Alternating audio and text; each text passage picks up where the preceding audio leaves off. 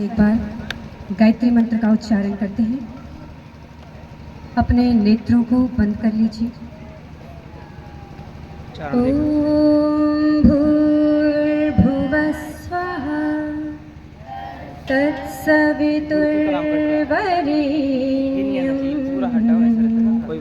भर्गो देवस्य धीमहि धियो यो नः प्रचोदयात्।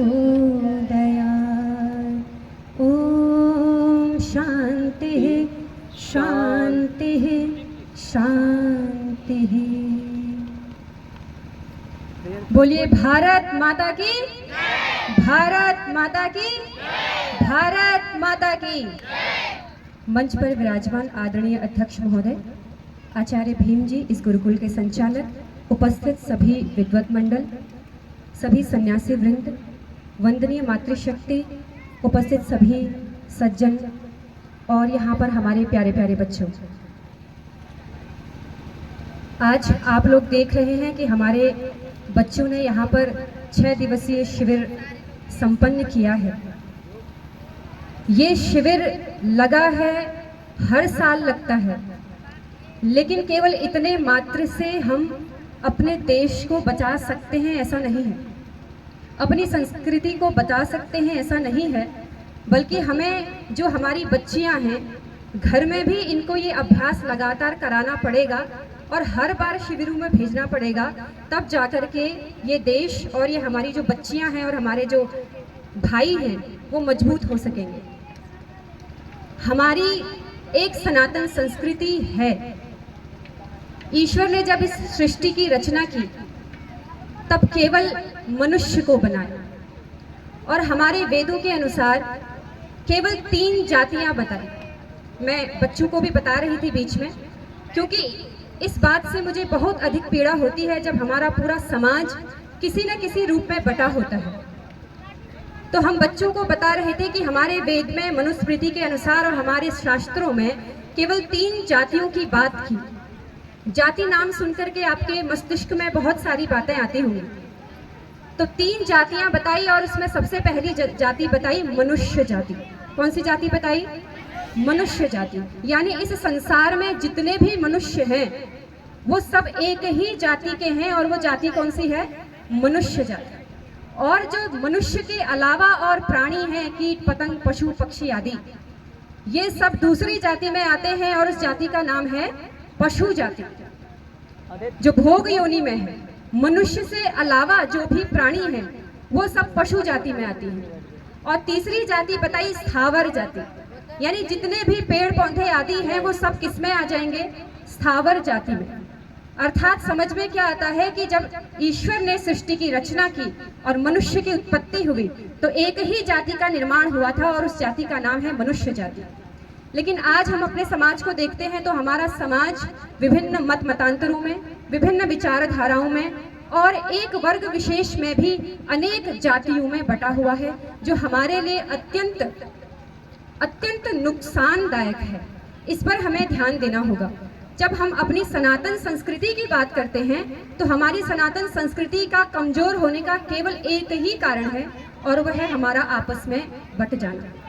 तो हम सबको इस बात का ध्यान रखना होगा कि हम अपनी सनातन संस्कृति को बचाने के लिए आपस में बटे नहीं, क्योंकि आप देखते हैं कि जब भी 2 वर्ग आपस में लड़ते हैं, 2 देश आपस में लड़ते हैं, 2 मनुष्यों में आपस में लड़ाई होती है, तो अधिकतर पुरुषों की मृत्यु होती है कि महिलाओं की मृत्यु होती है? तो आप पाएंगे कि अधिकतर किसकी मृत्यु होती है? पुरुषों की मृत्यु होती है। और जब भी युद्ध होता है, जब भी खींचतान होती है, जब भी 2 वर्ग आपस में टकराते हैं, उसमें सबसे अधिक यदि पीड़ा उठानी पड़ती है तो वो पीड़ा उठानी पड़ती है हमारी स्त्रियों को, महिलाओं को। वर्ग चाहे कोई भी लड़े, लेकिन किसी भी वर्ग की महिला है, उस वर्ग की महिला को कष्ट उठाना पड़ता है, और उन कष्टों की चर्चा भी हम नहीं कर सकते। ऐसे ऐसे कष्टों को हमारी महिलाओं को उठाना पड़ता है। हम लोगों ने जो यहाँ पे शिविर लगाया, आचार्य भीम जी ने जो यहाँ पे शिविर लगाया है, अत्यंत, आप सोचिए अकेले इस काम को करना कितना मुश्किल होता है। और जो यहाँ पे स्थानीय लोग हैं उन्होंने उनकी बहुत मदद की है, वो सब बधाई के पात्र हैं, धन्यवाद के पात्र हैं। लेकिन हमें एक बात का ध्यान रखना होगा, हमारी बच्चियां इस बात को ध्यान से समझेंगे और भाई लोग भी। हम लोगों ने जो यहाँ पे तलवार सीखी है, हम लोगों ने जो यहाँ पर भाला सीखा है, जो न्युद्धम सीखा है, जो कुछ भी हमने सीखा है, वो सब काम कहाँ आएगा ये तो बात की बात है। लेकिन हमें एक चीज ध्यान में रखनी है बच्चों, वो क्या रखनी है कि जब झांसी की रानी का समय था तब झांसी की रानी का समय अलग था, जब हाड़ी रानी का समय था तब समय अलग था। जितने भी हमारे सैनिक फ्रीडम फाइटर्स हुए हैं उन सबका समय अलग प्रकार का था। उस समय उनको देश पर मर मिटने के लिए बलिदान होना पड़ता था, प्राणों की आहुति देनी पड़ती थी, मैदान में आके लड़ना पड़ता था। लेकिन अब की परिस्थितियां कुछ अलग हैं। अब ज्यादा लड़ाई मैदान में नहीं लड़ी जाती है, बल्कि अब ज्यादा लड़ाई कहाँ लड़ी जाती है, बुद्धि के स्तर से लड़ाई लड़ी जाती है, मैदान में लड़ाई कम लड़ी जाती है। आज सबसे बड़ी विचारों की लड़ाई आप देखते हैं हमारे बच्चों के हाथ पे आज क्या है, मोबाइल है। चाहे वो अपने आप को गरीब कहता हो, चाहे वो आपको अमीर कहता हो, चाहे वो आपको हिंदू कहता हो, मुस्लिम कहता हो, सिख कहता हो, ईसाई कहता हो, या आपको किसी भी जाति का कहता हो। हालांकि मैं इन सबको नहीं मानती, मनुष्य जाति एकमात्र है। लेकिन वो किसी भी वर्ग से आता हो, किसी भी कैटेगरी से आता हो, गरीब हो कि अमीर हो, किसी भी स्थिति का बच्चा हो, उसके हाथ में मोबाइल फोन थमा दिया गया है। इतने ज्यादा आक्रामक चीजें उसमें दिखाई जाती हैं कि अब हमारे बच्चों के मन से संवेदनशीलता खत्म हो गई है। संवेदनशीलता समझते हैं आप, किसी को देख करके दया का भाव आना या किसी को देख करके क्रोध उत्पन्न होना। जब हमारे वर्ग के साथ, हमारे साथ जब विरोध हो रहा होता है तो हम लोग विरोध भी नहीं कर पाते हैं। क्यों नहीं कर पाते हैं? क्योंकि हम लोग सोशल मीडिया में इतनी सारी चीजें देख लेते हैं कि अब विरोध करने की स्थिति भी हमारे अंदर नहीं रह गई है, क्योंकि सब कुछ मोबाइल में इतनी हिंसात्मक चीजें दिखाई जाती हैं हमारे बच्चों को। वो मर्डर भी उसमें देख रहा है, चाकू घोंपना भी उसमें देख रहा है, सब कुछ मोबाइल में जब वो देख रहा है, उसके सामने जब कोई घटना घटती है तो वो उसकी वीडियोग्राफी करता है, बचाने नहीं जाता। ये हमारे सनातन संस्कृति के बच्चों के साथ अधिक हो रहा है, इस बात का हमें ध्यान रखना होगा। अन्य वर्ग जो है वो हर संसार में हर कोई अपने वर्ग को, अपने मत मजहब को आगे बढ़ाना चाहता है, उसमें कोई आपत्ति नहीं है, अपने मत मजहब को आगे बढ़ाने में आपत्ति नहीं है। लेकिन वो लोग बढ़ जाते हैं आगे जो लोग समाज में आक्रामकता फैलाते हैं, जो दूसरों के लिए तो ठीक नहीं है, स्वयं खुद के लिए भी ठीक नहीं है। तो ऐसी स्थिति में हमें अपने बच्चों को इन छोटी छोटी आदतों से भी दूर रखना होगा जो हम मोबाइल के माध्यम से उसको दे रहे हैं। और बच्चों को भी इस बात का ध्यान रखना है, जब तक हम खुद डिसिप्लिन में नहीं रहेंगे, अनुशासन में नहीं रहेंगे घर में, तब तक ये एक हफ्ते में जो आपने सीखा है, जब आप नए वर्ष में फिर से आएंगे, अगले साल फिर सीखने आएंगे, आपको लगेगा कि मैं इस चीज़ को दोबारा सीख रही हूँ, मुझे कुछ भी नहीं आता। क्यों लगेगा ऐसा? क्योंकि घर में उस अनुशासन का पालन नहीं किया गया है। आपने देखा, आप लोग यहाँ पे 4 बजे उठते थे,